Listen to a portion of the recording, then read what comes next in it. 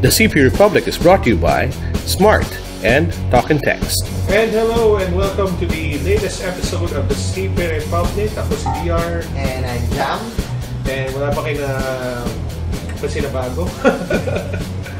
Yeah, dahil medyo kumita naman ako. Kumita naman kami. Nag-ilaw na, so mas maliwanag. Pero hindi pa balanse. Pinag-aaralan pa lang namin. Bago pa lang kami sa ganitong setup, no? And so, hopefully ako din, makabili din ako ng sarili. Para sa Jam Online mo. Yes. Pero siguro sa next episode, baka lipat na kami ng bagong studio, Nats. Actually, hindi naman tayo na studio, pero para mas may space tayo sa mas maganda yung setup siguro natin. Yeah, baka by that time mas maganda na yung ilaw natin. Meron pa tayong patong ilaw. Yes. Yeah, kasi may mga nagko-comment na lagyan nyo naman ng ilaw. Sabi ko pag may budget na. Okay, may budget na. Yan, nakakuha kami ng at least 2 ilaw, di ba? So mas maliwanag na yung mga videos natin. Anyway, let's get this ball rolling and first in our news, first in our news natin? Well, meron tayong maraming dumaan. Maraming dumaan. This week. Although, parehas tayo hindi available. And yes, you could check out our vlogs kung bakit kami naging busy. Marami kami pinagdaanan. Or Facebook status. Yes. So, ang una natin is in-announce quietly ni Cherry sa kanilang Facebook page as the Cherry Mobile Flare Jazz 3. Flare J3. Flare J3. Kasi may jazz siya sa pangalan. So, medyo nalito ako doon. So, ito yung maganda dito sa Flare J3. Alam naman natin si Cherry Mobile, lagi silang muna maglabas ng smartphones. Ito sa Flare J3, maganda dito. Affordable na kasi nasa J series siya. Tapos meron pa siyang fingerprint sensor. Fingerprint sensor. So, hindi ko sure pero ito yata isa sa mga pinakamura na smartphone na may fingerprint scanner. Yes. Kasi alam ko parang Elephone is 4,000 yata yung pinakamura nila. And then si Star Mobile si Star Mobile ganito rin yata yung so yung price. So interesting na may may Flare J3 tayo which is below 4,000 pesos. It's my fingerprint scanner. Yeah. So yung specs niya is quad-core processor which is fine lang naman sa mga nagpe-Facebook. If Clash Royale lang naman kayo, wala namang problema. 1 GB of RAM, 1.3 GHz quad-core processor. I'm not sure with Pokemon Go. I haven't tried Pokemon Go sa ganitong specific. Kasi hindi natin sure kung may gyroscope ito. Yes, isa pa yan. Baka meron. Meron naman. Pero although kahit mo walang gyro, makakapaglaro ka pa din ng Pokemon Go. Ang maganda pa dito is yung kanyang display. Nakakagulan. 5-inch full HD display. Wow. Although medyo nakakano lang kasi 1080p. So, mas malaki resource na kailangan niya. So, pag naglaro ka ng games sa 1.3 GHz quad-core processor niya, baka mabitan yung processing power niya. Yeah. Pero full HD. Pero HD lang siya dapat siya. Actually, HD pala siya. Mali si Kuya. Mali yung specs niya. Mali yung specs niya. Kasi nilagay niya full HD. I guess the camera siya. Anyway, correction guys. It's 5-inch HD display. Yeah. So, okay pa din. Pero okay pa rin kasi sa itong price range naman talaga. Yung expected na customers and target market niya. Yung mga entry level pa rin. Right. Entry level pa rin. So, entry level naman, they don't need a full HD screen. An HD screen is actually sa FIS. Pwede na yun. So, for these specs, should be okay. Yes, that's true. Yeah. So, it's already available, diba? Yeah, it's already available and it's kind of affordable para sa features mo kung mo. You got fingerprint sensor. I mean, just the entry-level specifications. Again, this is hindi siya yung top-end na meron sa Cherry Mobile, pero for its price, actually is pretty good. Yeah. Marshmallow pa. 8,699. Marshmallow pa. Alright. Ano ba next na?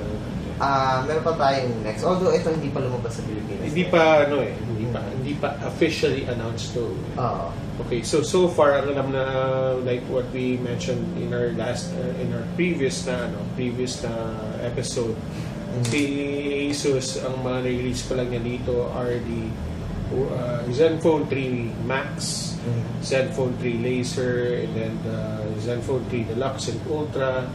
No, but the Zenfone 3, of course. and of course the Zenfone 3 5.2 and 5.5 Which inch variant. we are using right now. Right. To record. Yes. Our first time to record. Pero pang ano ko lang to, tawag dito, segue lang. Actually, the Zenfone 3 is now my main phone. Actually, it is my main phone. And this is my absolutely my main phone now, as in wala na talaga. Wala na yung iPhone 6s Plus ko. Wala na yung Galaxy S7 ko. Ito na lang. Ako din. Ito lang yung gamit ko ngayon. And pati yung pagkuha ko ng mga pictures sa dahil yung SLR ko ngayon kailangan ko yung pagkuhain. So this is why we're using the Zenfone 3 to record the DSLR ko pinuha. So I have no choice but use the Zenfone 3 also to take pictures of events that I cover. Ang ganda naman ng camera. I mean, Yes. it's not the best camera. It's that meron sa isang smartphone. Pero it's actually pretty good for taking photos na. It's not the best, pero it gets the job done. It gets the job done. So pag merong kunyari pag nasa loob ako ng hotel, a venue sa isang event, pag medyo nakikita kong overexposed, manual exposure ko lang, ayus ko yung manual settings, and I get the picture that I want. Sa Zenfone 2, ang ano ko dun is ina-adjust ko pa yung settings just to get the right shot. Although maganda pa din. Yeah. Pero dito sa Zenfone 3, auto, naka-auto ako. Yan ako auto. And I've been using it for school, sa lahat. It's pretty good. Yeah. It is really good. Yeah, so pero mas gusto mo sa Zenfone 3 na nasa 6 gigs of RAM. Yeah, of course. And syempre, mas maganda yung camera niya. On the Zenfone 3 with the 16 megapixel camera. Pero doon sa Zenfone 3 Ultra, Zenfone 3 Ultra and Zenfone 3 Deluxe, mas maganda yung sensor, mas maganda yung camera. So, but anyway, hopefully we can get to try that out. hopefully, soon. Yes. Pero anyway, the reason why we're talking about the Zenfones is because there's an unofficial. Well, actually, it's official. It's official pala, pero not here in the Philippines. Yes, Okay, exactly. so ano itong balita dyan? So, we all know that the Zenfone 3 Max has a 5.2-inch na display and 13 megapixel camera. And si Asus website, Asus Global website, has just announced meron silang mas malaking Zenfone 3 Max. And it's a 5.5 inch na Zenfone 3 Max. 5.5 variant. Yes, a 5.5-inch variant. So, not only na in-upgrade nila yung screen size, but they've also upgraded the camera. So, from 13 megapixel, they have upgraded the camera to 16 megapixel. So, I guess baka parehas na sila nung Zenfone 3. Kasi Zenfone 3, 16 megapixel din eh. So, Yeah, maybe pareho, pero in megapixel count, but most probably, that they don't use the same sensor. Pero maganda dito based on the specs, na ito naka-Snapdragon na. Snapdragon naman talaga. Wait, Snapdragon kasi, the Zenfone 3 Max na 5.2 uses MTK. Is this really Snapdragon? Oh yeah, This is Snapdragon.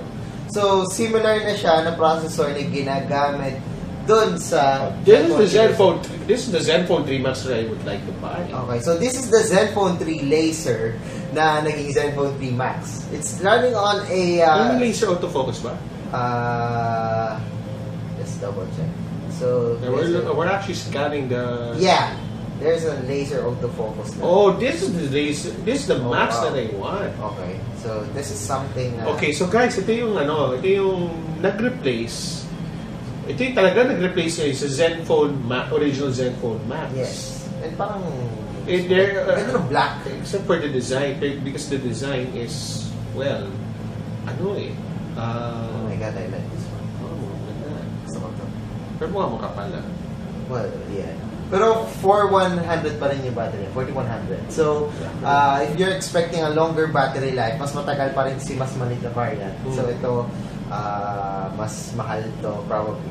Most probably. Mas mahal siya. But I don't think it will, have a drastic change in the battery life. Pero alam mo, kung si Asus, dapat di na lang sila nag-laser. Dapat ito na lang. I would pick this one over the laser kahit 4 gigs yung RAM ni laser. I would pick this one. Kind of makes sense din. Yeah, pero there's already the branding siguro in the branding side. Although the branding is there. Oh. Pero I would prefer this one. Besides, the laser is it's thinner. Mas manipis ang mas manipis ang Zenfone 3 laser compared to the Zenfone 3 Max. So, syempre, may mga tao na gusto ko mas manipis eh. Gusto ko mas magaan eh. Although hindi naman mararamdaman yung heaviness ng Zenfone 3 Max. But still, diba? You have those kinds of customers. May pink din siya. So, may gold, may pink, may black, may silver. So, just a gray. So, I guess ito talaga yung... Pink or rose gold? Ha? Pink or rose gold? Parang rose gold. It's pinkish gold. Pinkish rose gold.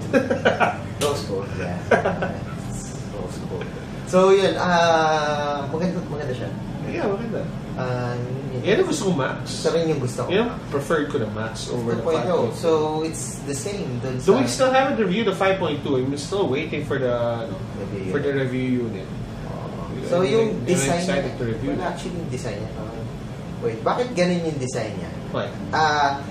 Remember the Zenfone 3 Max? It doesn't have a capacitive button. Meron na. Wala ba? Yeah. Ano siya? On screen. This time, meron na pala siya. Tago lang. Hindi lang halata. Pero meron. Ayan, no? So, meron na rin siyang capacitive button. They brought it back. Tapos, medyo hawig siya dun sa okay, tingin ko kasi is, to maximize the, the design. I mean, maximize the screen size at the same time. Yung, yung kailangan nila paliitin din yung 4 to 5.2 eh. So, they have to remove the capacitive buttons.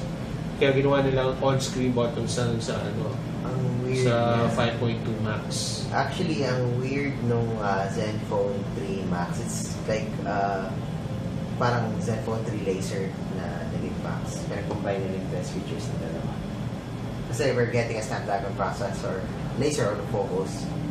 Tapos meron tayong Pero mas mahal yan for sure. Mas mahal yan. So, feeling ko nga baka mas mahal pa sa sa laser to if ever. Kasi, well, lamang ni laser is yung 4 gigs of RAM. This one has 2 gigs or 3 gigs of RAM. And if ever dumating sa Pilipinas... No. Tingin mo yun, gano'n na tingin mo. Ang tingin ko, how much is the laser? 11,990 or 4,990. Tingin ko ito nasa ilang gigs of RAM to? 2 or 3 gigs. Hindi siya up ng 4. Up, that's may up to. Double check natin. Tingin ko nasa nasa 10,990 dito.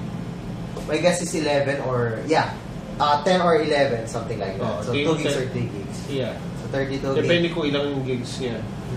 So, ang maaring mangyari is, pag 2 gigs is 10,990, then 3 gigs is 11,990. Or pwedeng 3 gigs is 10,990, and then 2 gigs is 9,990. Possible kasi 8,490 yung 8,450, 8,990. Wait, yung... 8,490 ba?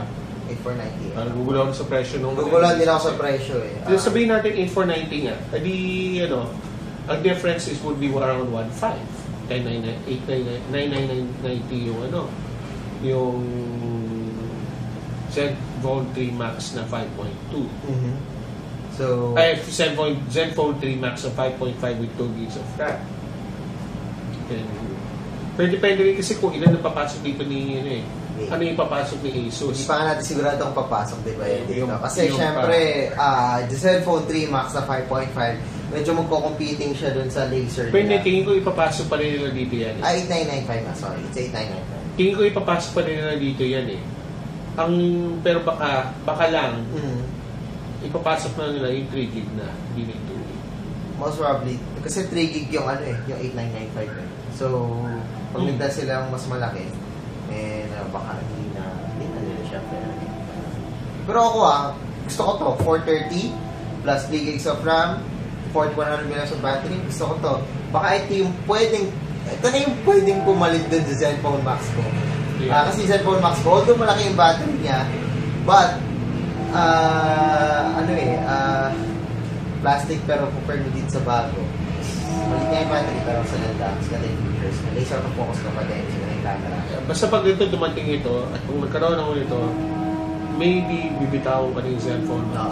Pwede na natin bitawan yung Pwede cellphone. na bitawan. Kasi Kasi ang habol ko lang naman yung Qualcomm processor at yung laser autofocus camera. and I guess yung isa pang magdadala dito sa Max, bukod dun sa ano, is feeling ko yung battery life niya mas magtatagal. I have to check that out kung sa ma-review natin. Kasi Qualcomm siya. We know that MediaTek is medyo mas mainit. So, it means na medyo mas ano yung battery niya. With Max na Qualcomm, baka mas tumagal yung battery life. Yes. So, yun ang ano ko with the cellphone. So, Asus, please. Yeah. GP tuloy. Alvin. What's George. Alvin? So, hopefully malaman natin na ano, soon. So, we'll get to know more about this one. So, magtatanong tayo with Asus. And once we have an official word regarding that, of course, we'll blog about it. Of course. Alright, then in our next topic. Our last topic. Our last topic, rather. So, si Cherry Mobile, recently, nawala actually yung ano po, yung article ko. Anyway, si Cherry Mobile recently, nag-announce sila ng bagong smartphone sa kanilang Facebook page. Sa vlogs natin. And it is the Cherry Mobile Flare X. Flare X! Mabuhay mga kaibigan ang Flare X. Flare X! Hindi na wala ang Flare X. Ang Flare X, ang smartphone ng bayan. Flare X! Walang tatalo sa Flare X. Sabihin mo, Note 7, sumasabog yaw yan. Dito na lang tayo sa Flare X. Yung iPhone 7, walang headphone jack. Dito tayo sa Flare X. Grabe guys. Dito tayo sa Flare X. Ito yung parang flagship smartphone ng Pilipinas, the Flare X Lite. The Flare X. Grabe hardcore ano nito? Hardcore following nito? Oh yeah, pero which is a good thing sa Cherry Mobile, by the way, Yeah. that they have hardcore followers sa Cherry Mobile. Kahit anong reading sa Cherry Mobile, Flare X pa rin! Kahit yung M1, hindi, Flare X lang, mas maganda. Adi guys, sige, mas maganda Flare X. Sabi nyo guys. Oh God. Pero matagal ko rin hindi gagamit ng Flare X So yung I recently got a review unit of the Flare X Lite. So yan, nasabi ko na. Pero hindi pa namin review this week. Mga next week pa. So next week. Although magkakamera siguro ko ng hands-on video this week. Ayun. So this is not, well, personally this is not a Flare X na You're expecting? Okay.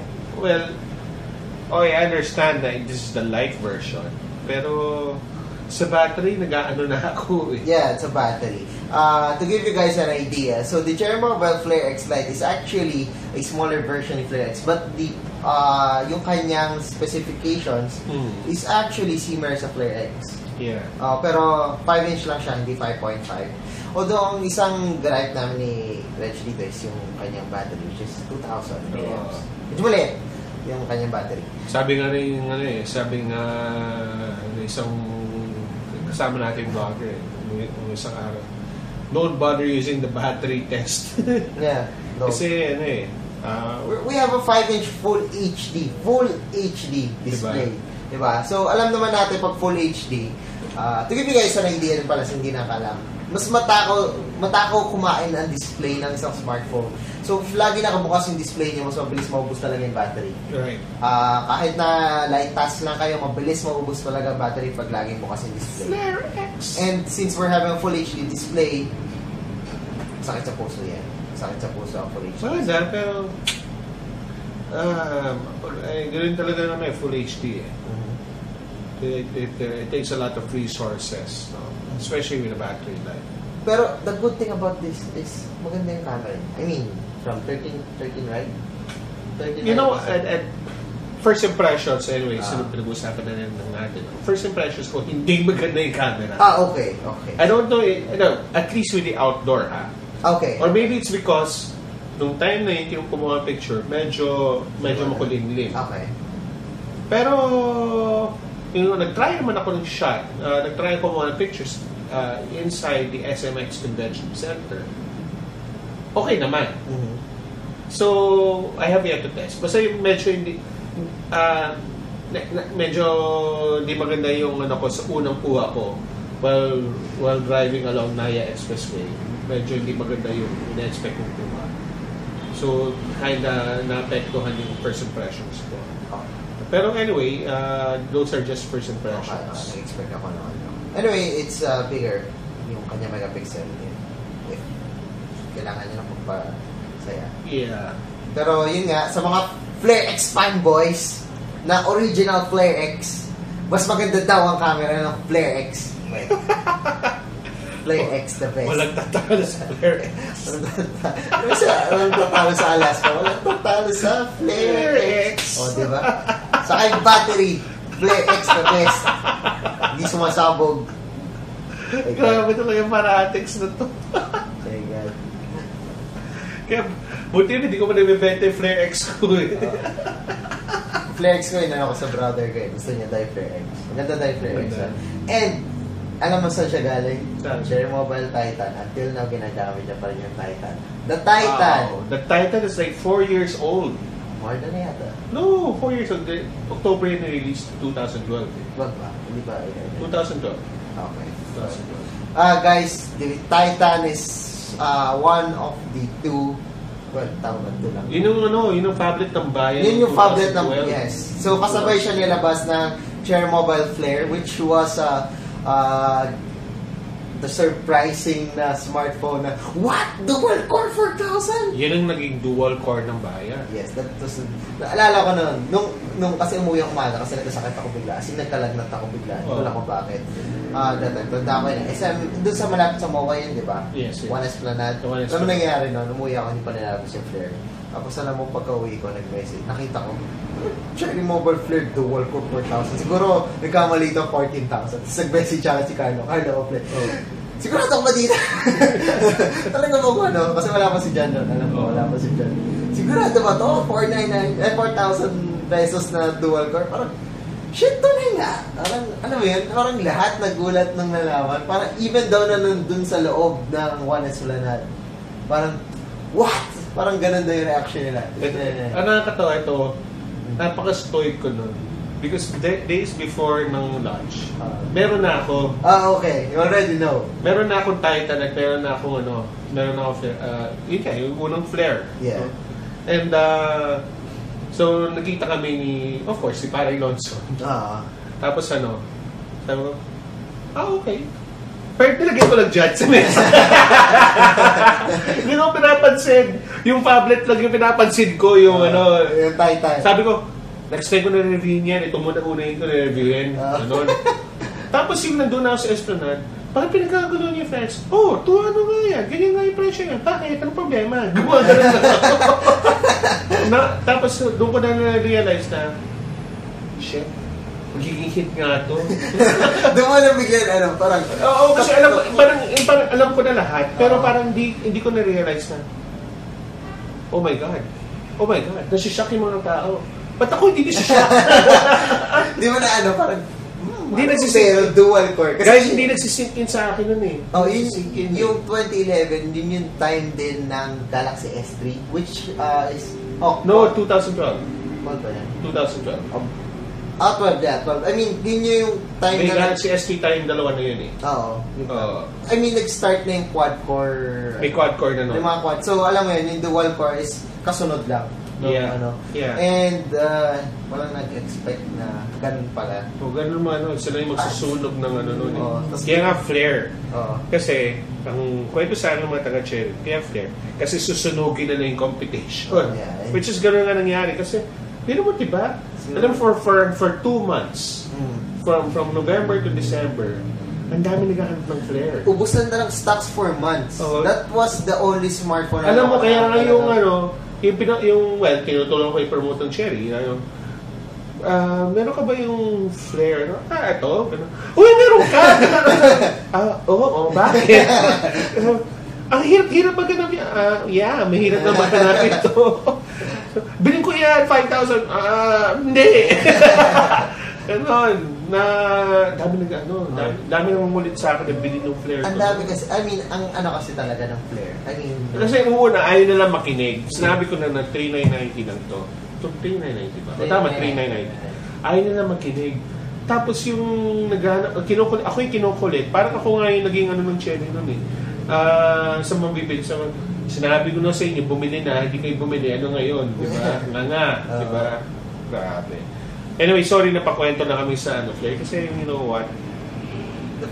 Ang dami na ng Flair eh. Meron pa isang part nga ng brochure nga ng cherries. Flair lang. Yeah. Then, binibili lang ng tao isang Flair lang. Flex!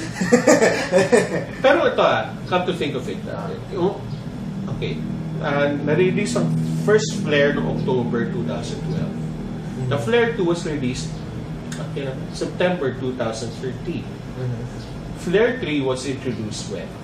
Mas maaga pa yata. Mas maaga. Oo, Yung Flair 3 maaga. mas... Flair 3 ba yung Flair 3? I think it was August. Wait, ano ba yung Flair 3? Ano ba yung tsura? Hindi maganda yung Flair 3 eh. Yun yung first time sila mag-MTK. Oh, right. Oo. I think that was August kasi nagpa-raffle ako noong August. Okay. Kasi mas maaga sila. That was the earliest. Okay. And then, kailan yung Flair 4? Yung last year, punta tayo ng October yata yun. Yung nag-launch sila. October. Di kaya, Flair 4? oh, Flair 4. Oo, October. Yun yung tayo. Yung Viewer. pinakita yung video natin sa Yes. Di ba? Doon sumikat si Gemma Chefe. Doon po sumikat. Hindi doon sumikat. Lalong pinasikat. Doon po tayo napahiga. Daming pumalakpak eh. So, October na. Hindi kaya.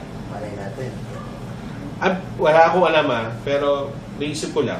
Uusapan natin yung Flair eh. Possible. I mean, kasi syempre yearly yan. Once na Hindi kaya. possible. It's per months and we haven't seen a new Flair new generation So, of Flair. there might be a possibility. Nilabas na itong Flair X-Lite eh. Yeah. Baka may possibility. Anyway, yun lang. Naisip na napasarap ang kwentuhan ng sa It's nice to reminisce about the Flair series. Ano pa yung magandang pangalan? Flair 5X, Flair X5, Flair... Yun yung ibang yung Flair X eh. Ibang yun. Anyway guys, that's our hands-on tuloy. Yan ang news segment natin for So, the Flair X Lite, huwag kayong mag-alala guys. We'll review it next week. Pero ang review naman natin for this week and would be